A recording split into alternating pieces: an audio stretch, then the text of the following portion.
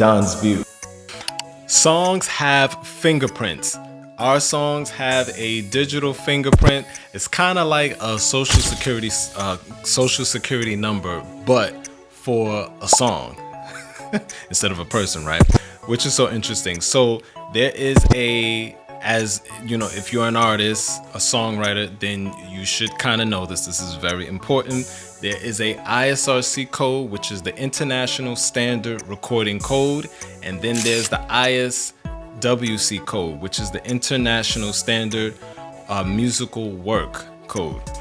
And these codes are very important because, you know, you have to use these codes as artists to track your music. As you see, there's so much, you know, reports about lots of music being uploaded and sent to digital platforms like Spotify, iTunes, Apple Music, Deezer, whatever you name it. There's over 106,000 songs daily sent to these platforms, and daily they have to be in their place so people can listen to them.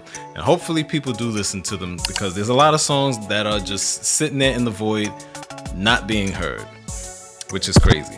So when you think about the ISRC code, which is for recordings, it is usually a 12-character code. Like I said, it looks like a social security number, but for like a song, which is cool. And it's required for distribution because that's how you get on Spotify and you know, Apple Music, all these other places. So if you have a distributor like a CD Baby, a Muse, United Masters, TuneCore, even SoundCloud does distribution.